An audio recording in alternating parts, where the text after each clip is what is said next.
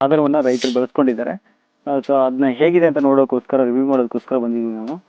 ಇದರಲ್ಲೂ ಸ್ವಲ್ಪ merit demerits ಎಲ್ಲ ಇದೆ. ಅಂದರೆ ಒಂದು ಸ್ವಲ್ಪ ಆ ಕಡೆ ಈ ಕಡೆ.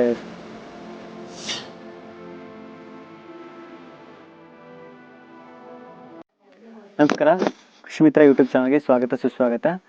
ನಾವಿವತ್ತು ಅಡಿಕೆ ಒಣಗಿಸ್ಲಿಕ್ಕೆ ಸೋಲಾರ್ ಟಾರ್ಪಲ್ ಅಂತ ಏನು ಬಂದಿದೆ. ತುಂಬ ಚೆನ್ನಾಗಿದೆ. ಅಡಿಕೆ ಮಳೆಗಾಲದಲ್ಲಿ ಕೂಡ ಮಳೆ ಬೀಳ್ತಾ ಇದ್ರೂ ಡ್ರೈ ಆಗುತ್ತೆ. ಸ್ವಲ್ಪ ಬಿಸಿಲು ಬೆಳಕು ಬಂದರೆ ಸಾಕು ಡ್ರೈ ಆಗುತ್ತೆ ಅಂತ ಒಂದು ಸಾಧನವನ್ನು ರೈತರು ಬಳಸ್ಕೊಂಡಿದ್ದಾರೆ. ಸೊ ಅದನ್ನ ಹೇಗಿದೆ ಅಂತ ನೋಡೋಕ್ಕೋಸ್ಕರ ರಿವ್ಯೂ ಮಾಡೋದಕ್ಕೋಸ್ಕರ ಬಂದಿದ್ದೀವಿ ನಾವು.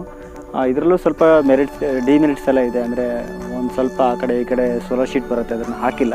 ಅದು ಹಾಕಿದರೆ ಇನ್ನೂ ಚೆನ್ನಾಗಿರುತ್ತೆ ಅಂತ ಹಾಕಿರೋ ರೈತರು ಹೇಳ್ತಾ ಇದ್ದಾರೆ. ಹಾಗಾಗಿ ನಿಮ್ಗೆ ತೋರಿಸೋಣ.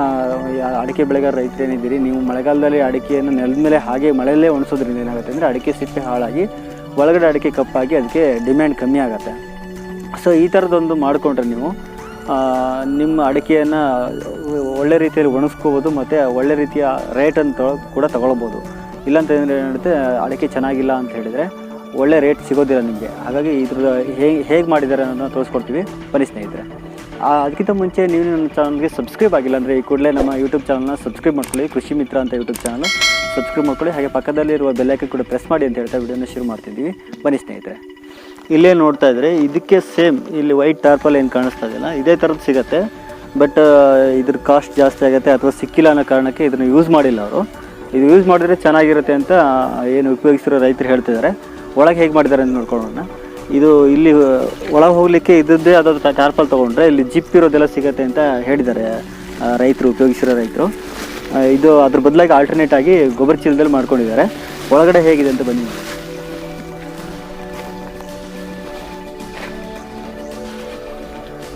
ಒಳಗಡೆ ಬಂದಾಗ ಹೇಗಿದೆ ವಾತಾವರಣ ಅಂದರೆ ಹೀಟ್ರ್ ಹಾಕಿ ಡ್ರೈ ಮಾಡಿಟ್ಟಂಥ ವಾತಾವರಣ ಇದೆ. ಬಿಸಿಲು ಇಲ್ಲಿ ಬಿದ್ದಾಗ ಇಲ್ಲೇನಾಗುತ್ತದೆ, ಅಡಿಕೆ ಫುಲ್ಲು ಅದ್ರದ್ದು ಟೆಂಪ್ರೇಚರಿಂದ ಇಲ್ಲಿ ಬಿಸಿಲು ಬಿದ್ದಾಗ ಒಳಗಡೆ ಹೀಟ್ ಆಗ್ತದೆ. ಹೀಟಾಗಿ ಅಡಿಕೆ ನೋಡ್ಬೋದು ನೀವು.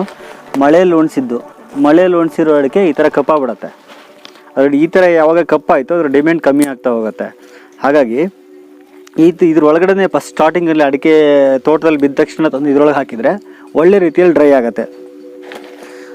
ಅಡಿಕೆ ಯಾವ ರೀತಿ ಡ್ರೈ ಆಗಿದೆ ಅಂತ ನೋಡ್ಬಿಡೋಣ ಒಂದ್ಸರಿ.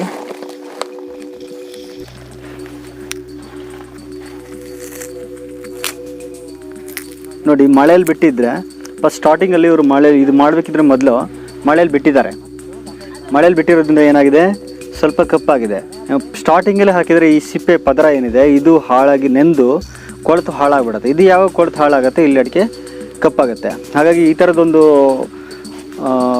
ಸಾಧನವನ್ನು ಉಪಯೋಗಿಸಿ ಸೋಲಾರ್ ಶೀಟನ್ನು ಹಾಕಿ ಈ ಥರದೊಂದು ಶೆಡ್ಡನ್ನು ಮಾಡಿಕೊಂಡ್ರೆ ನಿಮಗೆ ಅಡಿಕೆ ಬೆಳೆಗಾರ ರೈತರಿರ್ಬೋದು, ಏಲಕ್ಕಿ ಒಣಗಿಸೋಕ್ಕಿರ್ಬೋದು, ಅಥವಾ ಇನ್ಯಾವುದು ಮಳೆಗಾಲದಲ್ಲಿ ಯಾವುದಾದ್ರು ಕ್ರಾಪ್ ಬಂತು ಒಣಗಿಸಿರ್ತಕ್ಕಂಥ ಯಾವ್ದಾದ್ರು ಒಂದು ಕ್ರಾಪ್ ಬಂದರೆ ಒಣಗಿಸಿಡ್ಲಿಕ್ಕೆ ತುಂಬ ಉತ್ತಮವಾದ ಸಾಧನ ಆಗಿದೆ. ಕಡಿಮೆ ಖರ್ಚಿನಲ್ಲಿದೆ. ಇದೆಲ್ಲ ನೋಡ್ಬೋದು. ಬೊಂಬು ಅಂದರೆ ಬಿದಿರನ್ನ ಯೂಸ್ ಮಾಡಿ, ಟ್ಯಾಮೆ ಅಂತ ಹೇಳ್ತಾರೆ, ಅಥವಾ ಬಿದಿರನ್ನ ಹೊಡೆದು ಅವರು ಶೆಡ್ ಮಾಡ್ಕೊಂಡಿದ್ದಾರೆ. ಇದ್ರ ಬದಲಾಗಿ ನೀವು 6mm ರಾಡ್ನ ಪೈಪ್ನೊಳಗೆ ತೋರಿಸಿ ಈ ಥರ ಬೆಂಡ್ ಮಾಡಿ ಮಾಡ್ಕೋಬೋದಂತೆ, ಹಂಗೂ ರೈತರು ಹೇಳಿದ್ದಾರೆ. ನೀವು ಅದಕ್ಕಿಂತ ನಿಮ್ಮಲ್ಲಿ ತ್ಯಾವೆ ಅಥವಾ ಬಿದಿರು ಸಿಗ್ತದೆ ಅಂತ ಹೇಳಿದರೆ ಈ ರೀತಿ, ಅಥವಾ ನೀಲಗಿರಿ ಕೋಲಾದರೂ ಉಪಯೋಗ ಬರುತ್ತೆ. ಸ್ವಲ್ಪ ಚಿಕ್ಕ ಸೈಜಿಂದು ಚಿಗುರಿರೋದು ಹಾಕಿದರೆ ನೀವು ಈ ಥರ ಕಮಾನ್ ಅರ್ಧ ಚಂದ್ರಾಕೃತಿಯಲ್ಲಿ ಬೆಂಡ್ ಮಾಡಿ ಅದನ್ನು ಎಲ್ಲ ಟ್ಯಾಗ್ ಮಾಡಿ ಮಧ್ಯೆ ಕಮಾನ್ ನಿಲ್ಲಿಸ್ಕೊಳ್ಳಿ. ಈ ಥರ ಕಮಾನ್ ನಿಲ್ಲಿಸ್ಕೊಬಿಡಿ ಸಪೋರ್ಟ್ಗೆ. ಇಲ್ಲ ಇದು ಸ್ಟ್ರೆಂತ್ 6mm ರಾಡ್ ಹಾಕಿದರೆ ನಿಮ್ಗೆ ಈ ಕಂಬ ಕೂಡ ಬೇಕಾಗಲ್ಲ. ಇನ್ನು ಕೆಳಗಡೆ ಬೇಸ್ಮೆಂಟಲ್ಲಿ ಏನು ಮಾಡಿದ್ದಾರೆ ಅಂದರೆ ಇವರು ಇದನ್ನ ಒಂದು ಅರ್ಧ ಅಡಿಯಷ್ಟು ಹೈಟ್ ಮಾಡ್ಕೊಂಡಿದ್ರೆ ಉತ್ತಮ ಅಂತ ನಮ್ಗೆ ಅನಿಸುತ್ತೆ. ಯಾಕಂದರೆ ಮಳೆಗಾಲದಲ್ಲಿ ಮಳೆ ನೀರೆಲ್ಲ ಹೊರಗಡೆ ಬಿದ್ದು ಇದರೊಳಗಡೆ ಏನು ಹದ ಆಗುತ್ತೆ, ಆ ತೇವಾಂಶ ಅಡಿಕೆಗೆ ಎಳ್ಕೊಳ್ಳುತ್ತೆ. ಟಾರ್ಪಲ್ ಹಾಕಿದ್ರೂ ಕೂಡ ಇಲ್ಲಿ ಎಳ್ಕೊಳ್ಳುತ್ತೆ. ಇದನ್ನು ಸ್ವಲ್ಪ ಅರ್ಧ ಅಡಿ ಹೈಟ್ ಮಾಡಿದ್ರೆ ಉತ್ತಮ ಅಂತ ನಮ್ಗೆ ಅನಿಸುತ್ತೆ. ರೈತರು ಕೂಡ ಅದೇ ಅನುಭವ ಹೇಳಿದ್ರು. ಈಗ ಅರ್ಜೆಂಟಲ್ಲಿ ಮಾಡೋಕ್ಕಾಗದೇ ಇರೋದ್ರಿಂದ ಶಾಂಪಲಿಗೆ ಮಾಡಿದ್ದಾರೆ. ಹಾಗಾಗಿ ಹೀಗೆ ಮಾಡ್ಕೊಂಡಿದ್ದಾರೆ. ಆದರೂ ಚೆನ್ನಾಗಿ ಡ್ರೈ ಆಗಿದೆ. ಇದ್ರ ಒಳಗಡೆ ನಿಂತ್ಕೊಂಡ್ರೆ ನಮಗೆ ಹೀಟ್ರೊಳಗೆ ನಿಂತ್ಕೊಂಡಂಥ ಅನುಭವ ಆಗ್ತದೆ, ಬಿಸಿ ಆಗ್ತದೆ. ತುಂಬ ಚೆನ್ನಾಗಿದೆ. ಇದ್ರ ರೇಟ್ ಹತ್ತತ್ರ ಬಂದು 3000 ಅಂತ ಈ ಶೀಟ್ಗೆ. ಇದು 30 ಅಡಿ ಉದ್ದ, 24 ಅಡಿ ಅಗಲ ಇದೆ. ಇದ್ರ ಆ ಕಡೆ ಈ ಕಡೆ ಪೀಸ್ ಎರಡು ಸೇರಿದರೆ ಸ್ವಲ್ಪ ಜಾಸ್ತಿ ಆಗ್ಬೋದು. ಅಪ್ರಾಕ್ಸಿಮೇಟ್ಲಿ ನಿಮಗೆ 4000 ಆಗ್ಬೋದು ಶೀಟಿನ ಕಾಸ್ಟು. ಇನ್ನು ಶೆಡ್ ಮಾಡೋದು ಅದು ಇದು ಅಂತ ಒಂದು 2000 ಬರ್ಬೋದು. 6mm ರಾಡ್, ಕಬ್ಬಿಣದ ರಾಡು ಅಥವಾ ಪೈಪನ್ನು ಯೂಸ್ ಮಾಡಿ ನೀವು ಮಾಡಿದರೆ ಸ್ವಲ್ಪ ಇದರೊಂದು 7-8 ಸಾವಿರ ಆಗ್ಬೋದು. ಇದನ್ನು ಮಾಡಿಟ್ಕೊಂಡ್ರೆ ಅಡಿಕೆ ಬೆಳೆಗಾರ ರೈತರಿರ್ಬೋದು, ಅಥವಾ ಏಲಕ್ಕಿ ಬೆಳೀತಕ್ಕಂಥ ರೈತರಿರ್ಬೋದು, ಅಥವಾ ಇನ್ಯಾವುದೇ ಮಳೆಗಾಲದಲ್ಲಿ ಬರ್ತಕ್ಕಂಥ ಕ್ರಾಪ್ ಏನು ಒಣಗಿಸ್ಬೇಕು ಅಂತ ಏನಾದರೂ ಬೆಳೆ ಬಂದರೆ ಇದು ತುಂಬ ಚೆನ್ನಾಗಿದೆ, ಉಪಯೋಗಿಸ್ಕೊಳ್ಳಿ ಅಂತ ಹೇಳ್ತಾ ವಿಡಿಯೋನ ಮುಗಿಸ್ತಾ ಇದ್ದೀನಿ.